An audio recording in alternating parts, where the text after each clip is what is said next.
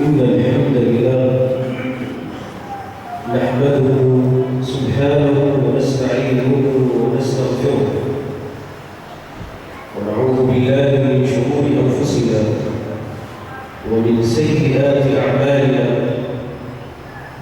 من يهده الله فلا مضل له ومن يضلل فلا هادي له، وأشهد أن لا إله إلا الله وحده لا شريك له، وأشهد أن محمدًا عبده ونبيه ورسوله وصفيه من خلقه وحبيبه، بلغ الرسالة وأدى الأمانة ونصح للأمة، وكشف الله عز وجل به الأمة، وتركنا على البيضاء ليلها كنهارها لا يزيغ عنها إلا هالك. اللهم صل وسلم وبارك على عبدك ورسولك محمد وعلى آله وأصحابه وأتباعه ومن اهتدى بهديه وسار على نهجه إلى يوم الدين. يا أيها الذين آمنوا اتقوا الله حق تقاته ولا تموتن إلا وأنتم مسلمون. يا أيها الناس اتقوا ربكم الذي خلقكم من نفس واحدة وخلق منها زوجها وبث منهما رجالا كثيرا ونساء، واتقوا الله الذي تساءلون به والأرحام إن الله كان عليكم رقيبا. يا أيها الذين آمنوا اتقوا الله وقولوا قولا سديدا يصلح لكم أعمالكم ويغفر لكم ذنوبكم، ومن يطع الله ورسوله فقد فاز فوزا عظيما. أما بعد، فإن أصدق الكلام كلام الله، وأحسن الهدي هدي محمد صلى الله عليه وعلى آله وسلم، وشر الأمور محدثاتها، وكل محدثة بدعة، وكل بدعة ضلالة، وكل ضلالة في النار. أما بعد، أيها الأحبة المؤمنون، طبتم وطاب سعيكم وممشاكم، وتبوأتم من الجنة منزلا بإذن الله تعالى. وحديثنا اليوم نبدأ كسلسلة نتدارس فيها أخطر القضايا، وأخطر القضايا قضية النفاق. عافانا الله وإياكم من النفاق.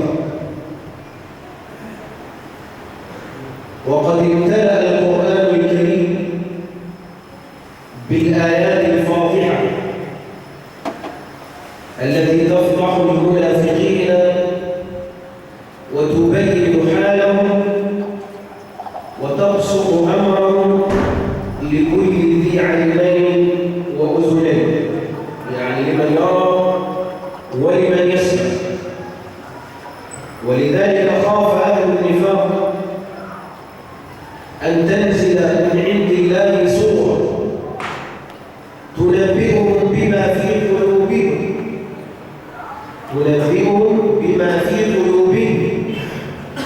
كانوا يخافون ويرتجفون أيام النبي صلى الله عليه وسلم من أن تنزل أو أن تنزل سورة أو آيات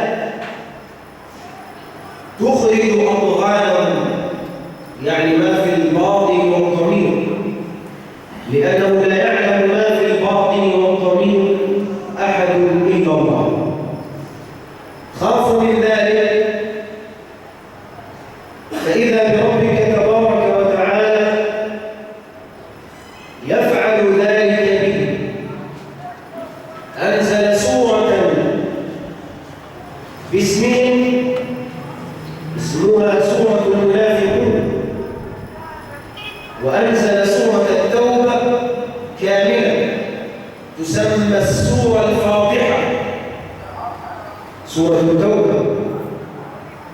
وأنزل تبارك وتعالى آيات متفرقات، منها في سورة محمد صلى الله عليه وسلم، ومنها في سورة النساء، ومنها في آل عمران، آيات متفرقات. وسورة الاسم والتوبة الفاضحة، كل ذلك لتستبين سبيل المجرمين، وليعلم رب العالمين، يعلم الأمة المحمدية ما هو النفاق، وما صفات المنافقين، وما أعمالهم، وما ضرائرهم، وما في ذات صدورهم، وكيف يتعايشون، وما الحكم فيهم، وكيف نتعامل معهم، وهل يجاهدون أم لا. كل ذلك نزل في كتاب الله تبارك وتعالى. اعلم أخي الحبيب أن المنافق أخطر على الأمة من الكفار، لأن المنافق ينخر في عظم الأمة عن قرب، يجلس معك، يصلي معك، يتكلم بلسانك، يعمل بأعمالك، فهو أخطر على الأمة لقربه، أخطر من الكفار. النفاق قالوا هو من نفق الشيء، يعني مات. تقول الدجاجات نفقت، يعني ماتت. وما صلة النفاق بالموت؟ لأن المنافق ميت القلب. المنافق ميت القلب. النفاق هو إظهار شيء وإخفاء ضده. قال ابن حجر هو إظهار الإسلام وأعماله، وإبطال الكفر وأعماله.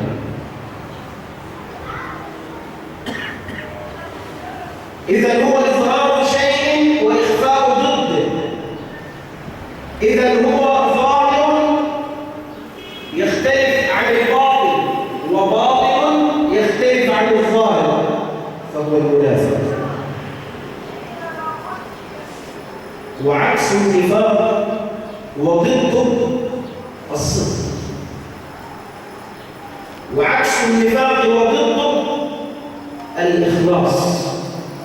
تقول مخلص ومنافق، مخلص ومنافق، صادق ومنافق.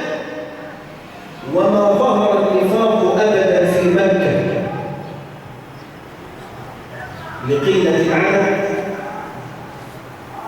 وتركيز التربية ولوجود صنفين فقط، كفر أو إيمان. كفر أو إيمان، لم يوجد النوع الثالث اللي هو النفاق. في مكة كفر أو إيمان، لا يوجد أي مجال لنوع ثالث وهو النفاق. قلة العدد، تركيز التربية.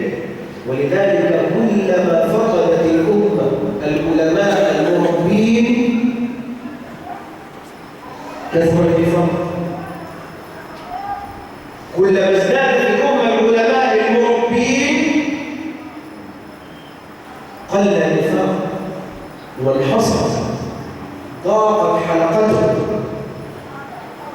فالعلماء الربانيون بركة وخير في الأمة، يؤسسون الشباب والكبار والنساء والبنات على التوحيد والصدق والإخلاص لرب العالمين. وهل يقبل ربنا إلا المخلصين؟ وهل يفوز في الدنيا والآخرة إلا المخلصون؟ لذلك اعلم الأسباب جيدا لماذا لم يوجد منافق في مكة: قلة العدد وتركيز التربية من سيدنا محمد صلى الله عليه وسلم. كل أهل مكة قبل الهجرة أهل صدق وإخلاص وثبات. لما هاجر عليه الصلاة والسلام إلى المدينة ودخلت أعداد من المدينة في الإسلام، دخلت نفاقا، دخلت لأجل جاه أو مكان. ألم تعلموا أن عبد الله بن أبي بن سلول رأس النفاق لعنه الله كان مجهزا للتتويج ملكا على يسرب؟ كان يعد لتتويجه ملكا على يسرب، يعني فضل كم يوم ويكون ملك، إلا وجاء رسول الله صلى الله عليه وسلم. يبقى التاج راح فين؟ وقع التاج وقع. فدخل عبد الله بن ابي بن سلول ومن معه من اصحاب واتباع تقي لاجل غرض. يعمل ايه؟ يكون اعداء؟ لا، خليه جنبه. كيف؟ انا نقول لا اله الا الله محمد رسول الله. هذا هو الدفاع. فدخلوا مع النبي صلى الله عليه وسلم تقيا، أظهروا الإسلام وأبطلوا إيه؟ النفاق والكفر. لذلك بدأ النفاق في المدينة. نزلت الآيات تقول: الأعراب أشد كفرا ونفاقا. يروى أن الإمام مالك وهو إمام دار الهجرة إمام المدينة قالها يوما للإمام أبي حنيفة،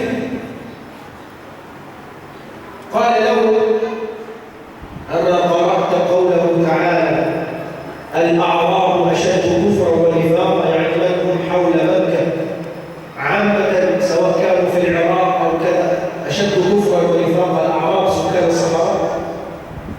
فأبو حنيفة رحمه الله قال له: وأنت أما قرأت ومن أهل المدينة مرضوا على النفاق. كانت ردود الأكابر ردود قوية. هذا حوار بينهم. قال له: ومن أهل المدينة مرضوا، يعني متمرسين معجونين في النفاق، متمرسين في من أهل المدينة مرضوا على النفاق لا تعلمهم نحن نعلمهم، الله يعرفهم. إذا النفاق ظهر في المدينة، ظهر من رأس النفاق عبد الله بن أبي بن سلول ومن معه،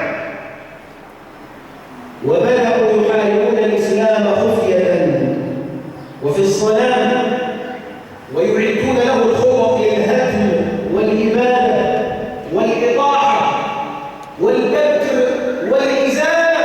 هذا حال النفاق. والله يا أحبابي النفاق أخطر على الأمة من اليهود والنصارى. لذلك أشبعنا الله بآيات القرآن الفاضحة المبينة للنفاق والمنافقين، حتى لا تكن غافلا أو جاهلا. تفتح القرآن تجد سورة الفاتحة تكلمك في 7 آيات عن التوحيد وعن الإخلاص والمخلصين والمؤمنين وأتباع الأنبياء والمرسلين، صراط الذين أنعمت عليهم، التوحيد والإخلاص والمؤمنين واتباع الصحابة والنبي صلى الله عليه وسلم.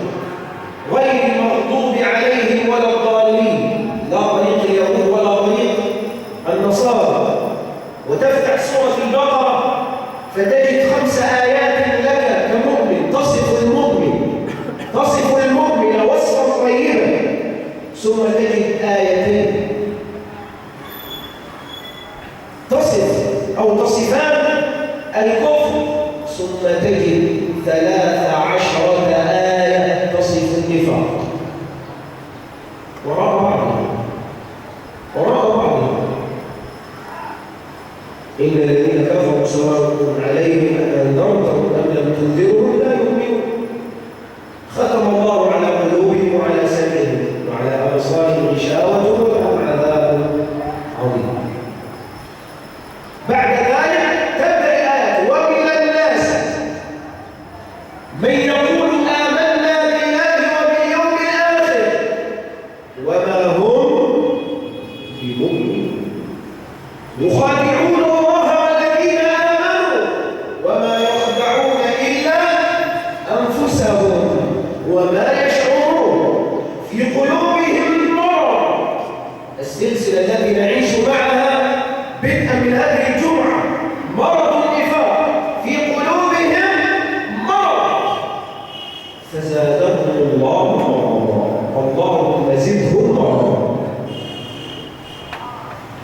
ولهم عذاب أليم بسبب صفة واحدة من صفات النفاق الكذب، ولهم عذاب أليم بما كانوا يكذبون. المؤمن يخاف من النفاق، المؤمن يخاف من النفاق ويرتجف منه حتى يصل المؤمن أحيانا إلى درجة الوسوسة، يوسوس نفسه: يا ترى أنا منافق ولا مخلص؟ لا نشكك نافق، أصل النهارده ما صليتش فرض كذا في الجماعة، أصل النهارده أنا كنت كسلان، أصل النهارده ما جايش القرآن، لا أنا أكيد منافق، أنا كذا، وياكل في نفسه وزعلان. سمع إن المسلم اتجنن زعلان، الله يرحمه، ربنا يغفر له، يا ترى عياله عامل إيه؟ مرته هتعمل إيه؟ بيته هيعمل إيه؟ أمه يعني بتعمل إيه؟ ربنا يحفظ المسلمين ودماء المسلمين يا رب، يا رب احفظ المسلمين ودماء المسلمين، يا رب احفظ المسلمين. يخاف على المسلمين، يخاف على الأمة، يخاف من النفاق، يخاف من عدم الإخلاص، على طول هو في حالة قلق شديد يفرق في يديه من القلق. قلق من إيه؟ من أي شيء؟ من النفاق. يخاف الموحدون والمؤمنون، النفاق يخاف منه الموحدون والمؤمنون ولا يطمئن له إلا خوان. اللي يسأل نفسه، بالك معايا كويس، اللي يسأل نفسه على جنب بينه وبين ربه وبينه وبين نفسه كده، لا واحد صادق ولا منافق. لما أنت أحسن من أنت أحسن من الشيخ فلان والشيخ فلان والشيخ فلان. لما أنت ما شاء الله يعني بالوكيل أنت تنفق نفسك، يبقى إنا لله وإنا إليه راجعون. إذا حدثتك نفسك عن الأعمال، أعمالك يعني صلاتك وصيامك والقرآن والصدق وصلة الأعمال الخيرة والأمانة، وعينك إلى حال عينك بتنظر ولا بتغض، بتسمع قرآن ولا أغاني، تسمع إيه شأنك، نفسك تحدثك وتكلمك فتقول: يا أعمالي أنا أدخل الجنة وزيادة، والزيادة إن شاء الله. ده أنا عامل كذا، أنا عامل ده، أنا صليت في رمضان صلاة تنفع 40 سنة لله، ده أنا عملت فاعلم أنك ضيعت نفسك بهذا الكلام والحوار بينك وبين نفسك. اتهم نفسك دائما. لا يخاف من النفاق إلا مخلص وموحد ومؤمن، ولا يأمن على نفس النفاق إلا خوان مرائي. لذلك قال تعالى: في قلوبهم مرض فزادهم الله مرضا ولهم عذاب أليم بما كانوا يكذبون. ومن صفات أهل النفاق الكثيرة بينها صفة الكذب. في الحديث الذي تحفظونه جيدا: آية المنافقين، يعني علامة المنافقين 3: إذا حدث كذب، وإذا وعد أخذ، وإذا اؤتمن على أمانة. أي أمانة؟ والأمانات كثيرة، بل كل الدنيا بحول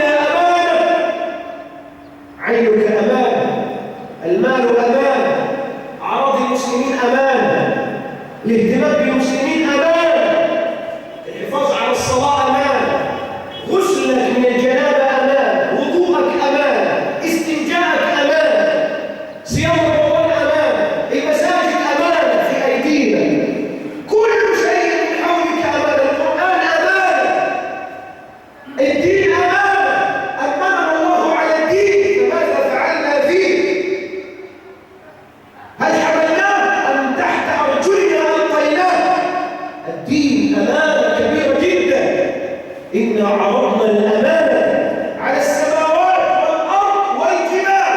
قال أهل العلم الأمانة هي الدين، كل الدين. فأبين أن يحملنها وأشفقنا منها. السماوات قالت لا، ديننا أنا أطيعك يا رب كده من غير دين. الأرض قالت لا يا رب، لا أتحمل أمانة الدين، أنا أطيعك بدون أي دين، يعني بدون شرائع وحلال وحرام وسنة وبدعة، أنا أطيعك على طول. الجبال قالت يا رب أنا أطيعك بلا تحمل أمانة، أطيعك. فأبين أن يحملنا وأشفقنا منها وحملها الإنسان. أنا وأنت حملنا أمانة الدين، حملنا أمانة الدين. إنه كان ظلوما جهولا، صار يهودي ونصراني وفاسق ومنافق وكافر. والفئة التي تحمل الدين الخلص، المخلصون، المؤمنون، الذين يراعون حق القرآن وحق السنة وحق الدين وحق الرسول صلى الله عليه وسلم. أما المنافق هرب من هذه الأمانة، هرب بالحيل واللؤم والخبز. كم كان يجلس رأس النفاق في المدينة يتحاور مع أتباعه في الليل ويمكر برسول الله صلى الله عليه وسلم وبالأمة وبالمسلمين، يمكر بهم مكرا شديدا. سنتناول مواقف يسيرة على قدر الوقت، لأن القرآن يمتلئ بأخبار المنافقين. اسمع من خبر ابن سلول وهو يقول: يا مسلمين لا تنفقوا على من عند رسول الله حتى ينفضوا. يا مسلمين، ابن سلول يقول يا مسلمين لا تنفقوا على المسلمين أتباع محمد صلى الله عليه وسلم. منهم الفقراء والمساكين والمحتاجين، لا تنفقوا حتى يعطوكم شيء. ايه هو؟ ينفضوا. يعني ينفضوا؟ يتركوا محمدا صلى الله عليه وسلم ويتركوا اتباعه ويتركوا سنته.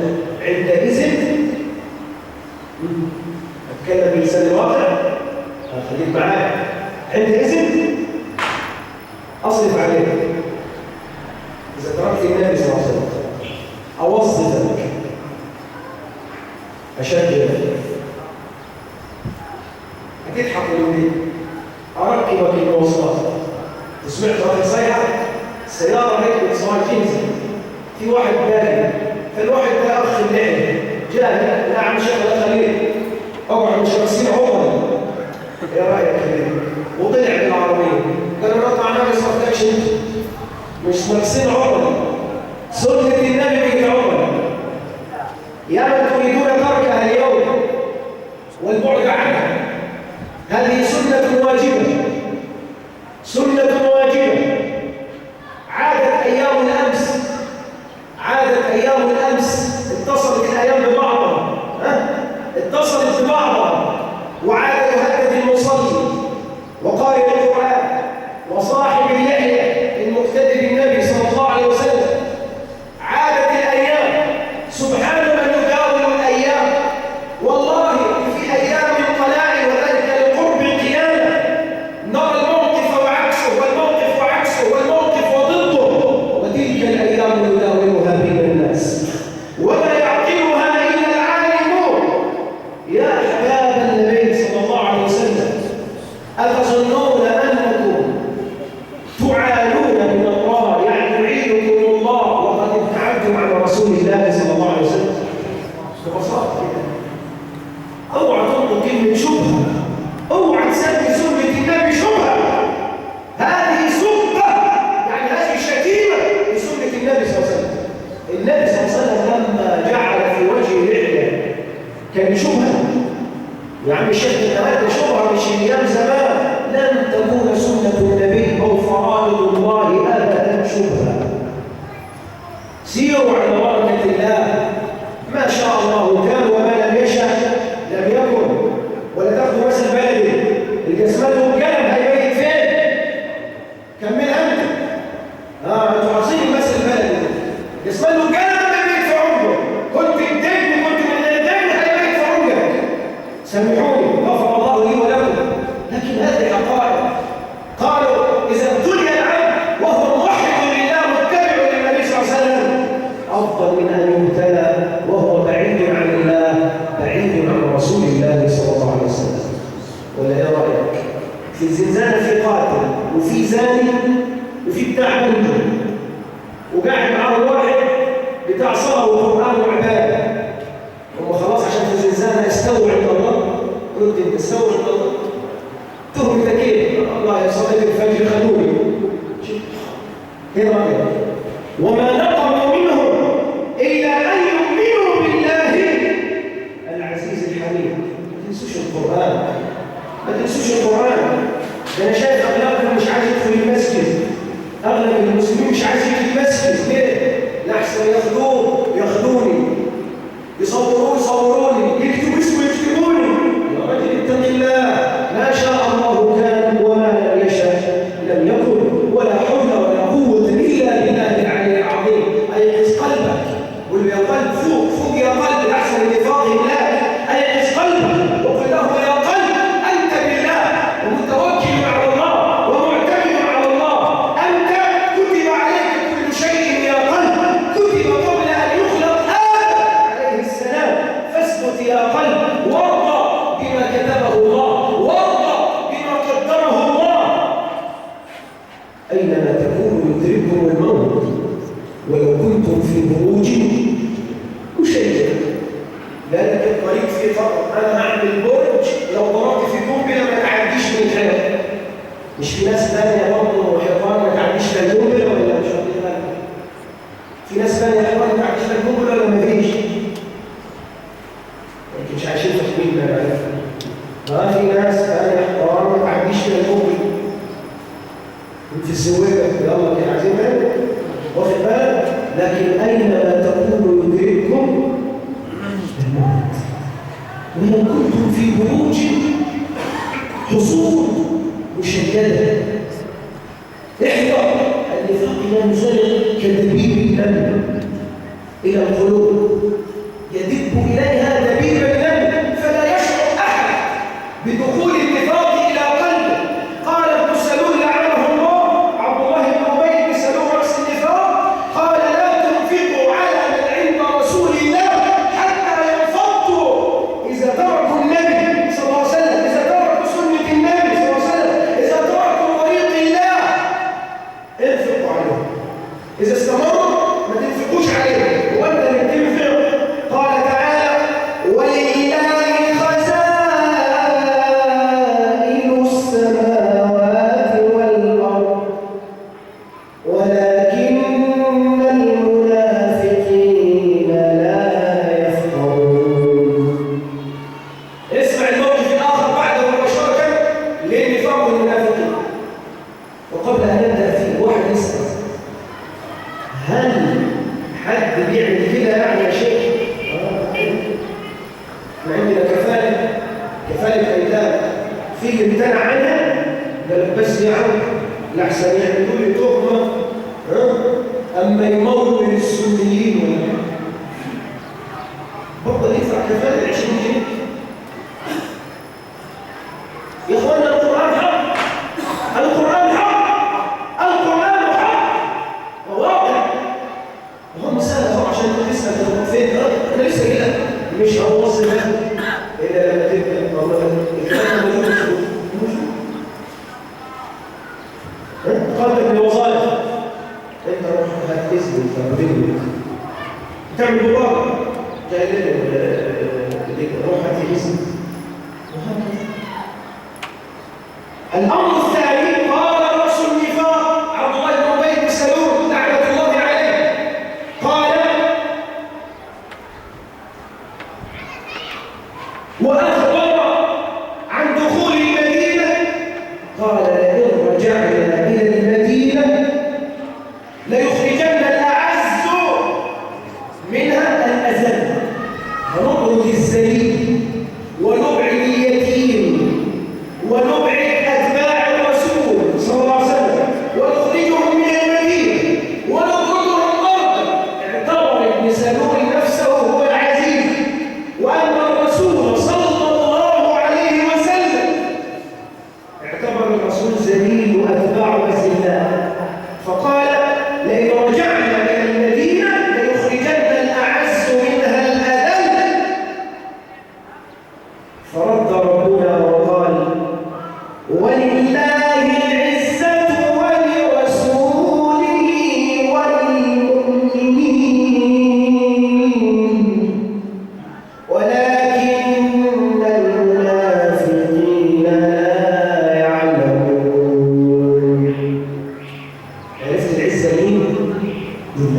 العزة لمين؟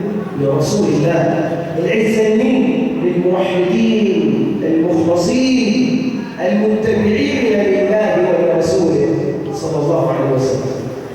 ولذلك نفذ الآية ابنه اسمه عبد الله ابن عبد الله ابن أبي بن سلول، ابنه مسلم مخلص، نفذ الآية كاملة.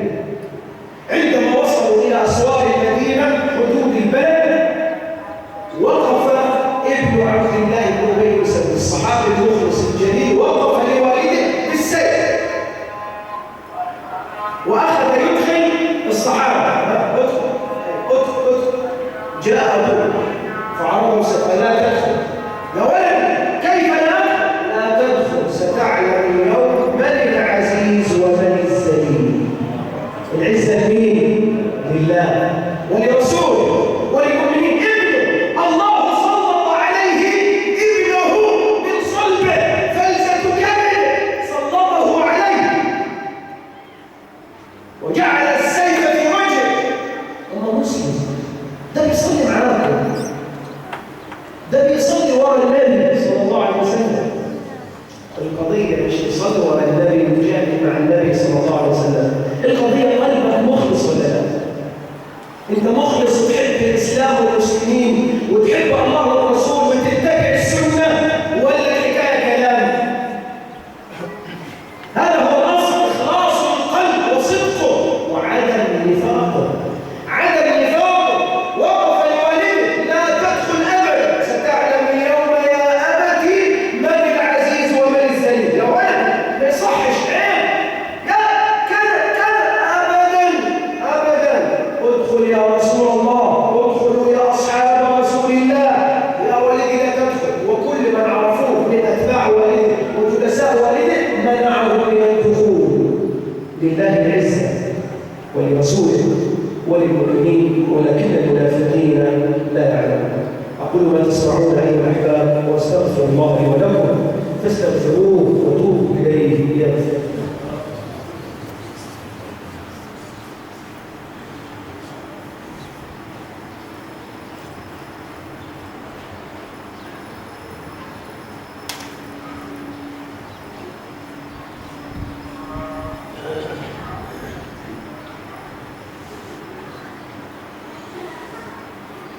الحمد لله والصلاة والسلام على رسول الله وعلى آله وأصحابه ومن اهتدى بهداه.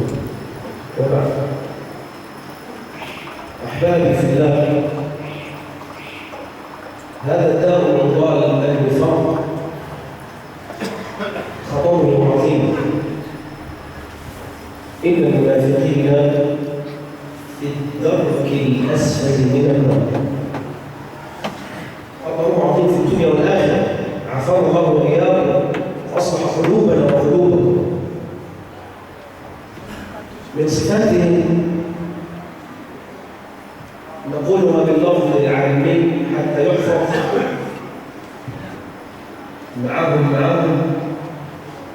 عليهم ملوش مبدأ، والمبدأ هو القرآن والسنة.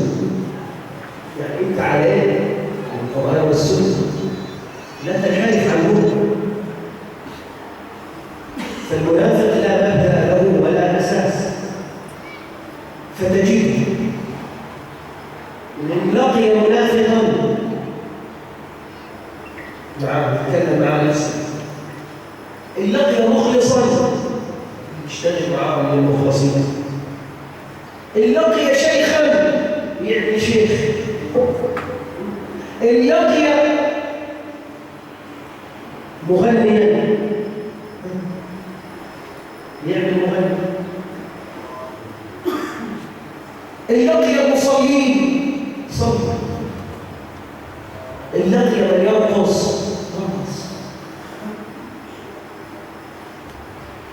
وإذا لقوا الذين آمنوا قالوا آمنا،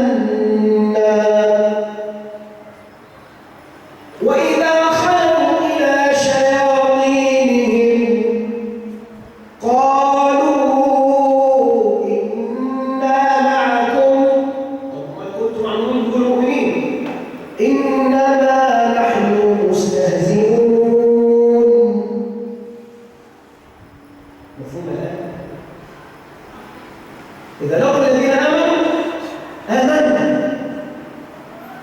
احنا مصلين، احنا مخلصين، احنا طائعين، احنا كذا، احنا نخاف ربنا مرة، احنا نحب النبي مرة.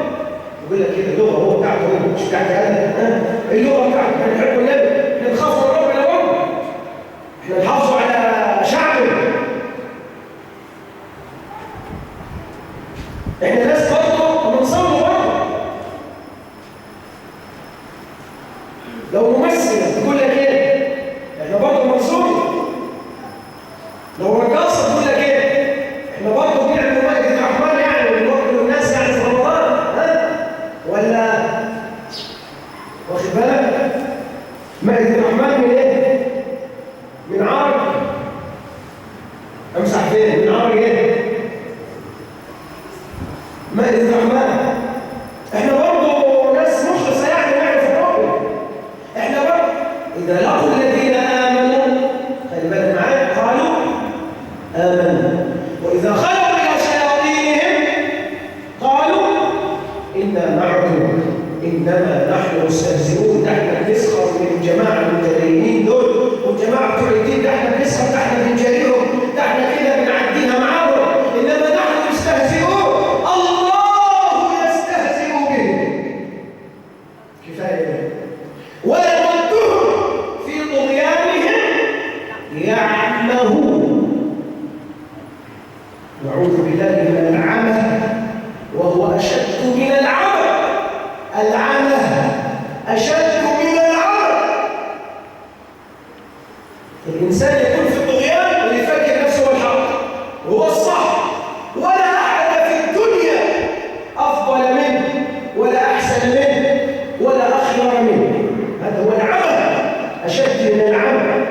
فإنها لا تعمى الأبصار ولكن تعمى القلوب التي في الصدور. ورأيت أهل النفاق اللي معهم عليهم يراك يجرب أخ ليك وحبيب وصديق، يتركك يسبك ويبصق عليك ويتكلم في ظهرك. نفاق. تعمل ايه؟ نفاق. والنفاق عملي واعتقادي. أما العملي فصاحبه فاسق، مسلم عاصي، مسلم فاجر، كالكذب وخيانة الأمانة وعدم الوفاء بالعهد والكلام في ظهرك. أما النفاق الاعتقادي فهو كفر يخرج من الملة. نفاق اعتقادي يعني القلب أسود على الإسلام وعلى المسلمين، القلب أسود على الدين، القلب أسود على أتباع الدين. هذا نفاق اعتقادي. القلب أسود على الإسلام أن ينصر، يحزنه أن ينصر ويحزنه أن ينتشر ويضايقه أن يحفظ الناس القرآن وأن تمتلئ الأرض بسنة النبي أو أشكال وأشباه النبي صلى الله عليه وسلم. يحزن، يضايق، يزعل. إذا رأى صاحبك النقاب يقول لك امال الغربان السوداء كترت. خد بالك، يقول لك الغربان السوداء كترت. هذه مستترة تطيع رسول الله صلى الله عليه وسلم، تطيع الله الذي قال وليضربن بخمرهن على جنوبهن. لذلك الفتحة دي تضرب، لذلك الفتحة دي بصدر. إذا رأى أصحاب الثياب البيضاء أو متبع السنة أو من يقرؤون القرآن يقول لك إيه المرض اللي انتشر في البلد؟ يقولوا مرض إيه؟ يقولوا الجماعة دول يا راجل تخش المكتب تلاقي شيء فاتح مصحف، تبقى امال عايز يحط هبل قدامه ويعملوا كده؟ عايز ايه؟ فهمني، يحط هبل ويعملوا كده ولا يجيب صنم موسى ويعملوا كده؟ عايز ايه؟ النفاق. النفاق يا احبابي يقول لك يا اخي دوشونا قال الله قال الرسول قال الرسول. واحد يقول لي كل شويه ما تيجي جامعه تحضر درس، ما تيجي جامعه تحضر درس. يا راجل دوش يا راجل، انا عارف ايه. طب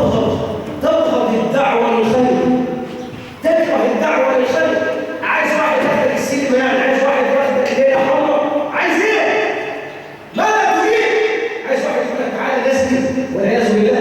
ماذا تريد؟ واحد يقول لك ما تيجي معنا تصلي الفجر، قايلين عليك ليه؟ يصلوا الفجر. ايه رايك في قران بيتحفظ في المسجد عبد العزيز؟ ما تيجي، لان هذا ما شاء الله خدم جزء ودخل في الجزء الثاني، وهذا هنوزع له الجوائز ان شاء الله دلوقتي ان شاء الله.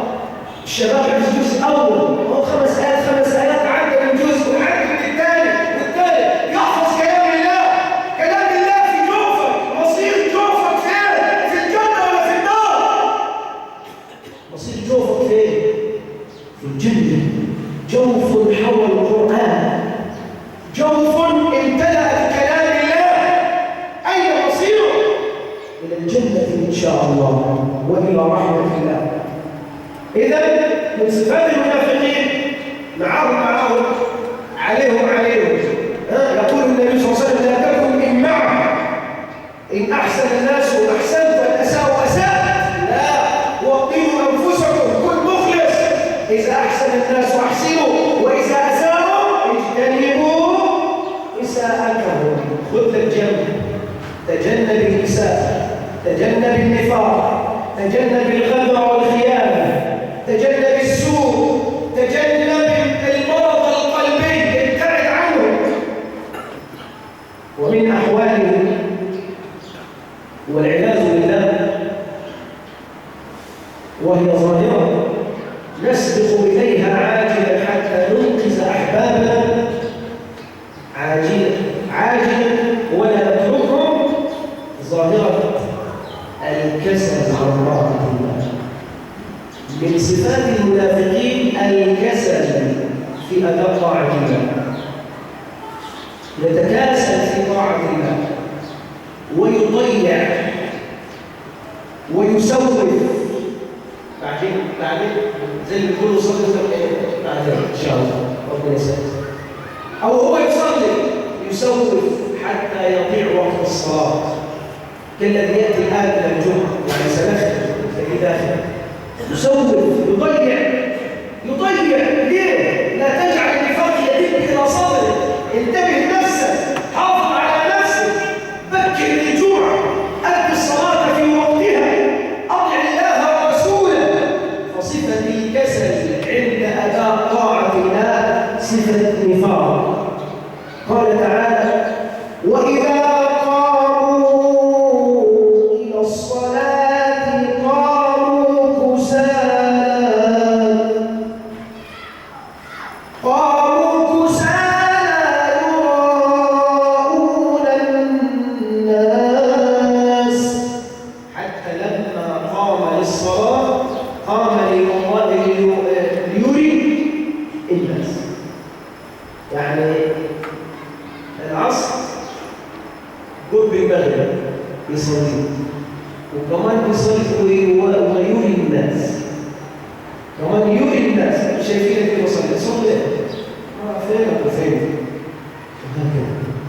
فوصفهم الله أنهم إذا قاموا إلى الصلاة وهي رمز لكل العبادات قاموا كسالى يراؤون الناس ولا يذكرون الله إلا قليلا. أرأيت نفسك أأنت من الذاكرين؟ يقول لي نعم الحمد لله. طب ذكر قليل ولا كثير؟ يقول حاجات بسيطة. الذكر القليل حال أهل النفاق، حال أهل الصدق يذكرون الله كثيرا والذاكرين الله كثيرا والذاكرات. أما الذكر القليل حال أهل النفاق. قال ولا يذكرون الله إلا قليلا. أرأيت؟ انتبه يا حبيبي ويا عزيزي حتى ننتقل لرتبة الصادقين ورتبة المخلصين. حذر أحبابك وجلسائك من صفات النفاق، يمنعون عن المؤمنين العطية والعطاء والصدقة والخير والكفالة. لما يترك النبي يردوه. صفة الثانية يظن المنافق أنه عزيز والنبي والمؤمنين ورب العالمين أذلاء عنده والعياذ بالله. يظن نفسه هو العزيز والعزة لله ولرسوله وللمؤمنين. المنافق معهم عليهم. المنافق يتكاسل في العبادات ويذكر أحبتي في الله، أسأل الله أن يحفظنا وإياكم من النفاق وشره، وأن يصلح صدورنا وصدوركم وقلوبنا وقلوبكم. اللهم اجعلنا من المخلصين، اللهم اجعلنا من المتقين، اللهم اجعلنا من الصادقين، اللهم اجعلنا من عبادك المقربين المقبولين. اللهم أصلح ديننا الذي هو عصمة أمرنا، وأصلح لنا دنيانا التي فيها معاشنا، وأصلح لنا آخرتنا التي إليها معادنا. اجعل يا رب الحياة زيادة لنا في كل خير، واجعل الموت راحة لنا من كل شر. اللهم بارك أخوتنا وبارك جمعنا ووحد كلمتنا وأعلى رايتنا، وارزقنا الصدق واحشرنا مع الصادقين والمخلصين. اللهم اجعل مصر سخاء ورخاء وأمنا أمانا وسائر بلاد المسلمين. اللهم يا رب جنب مصر الفتن ما ظهر منها وما بطن. اللهم ارزقنا الثبات على الحق، ارزقنا الثبات على الحق، ارزقنا الثبات على الحق. اللهم اصلح بالنا ودبر امرنا واعنا على طاعتك لا احييتنا. نسالك الجنه ونعوذ بك من النار. اختم لنا بالتوحيد والايمان، واجعل يا رب اخر كلامنا من الدنيا لا اله الا الله، واخر دعوانا ان الحمد لله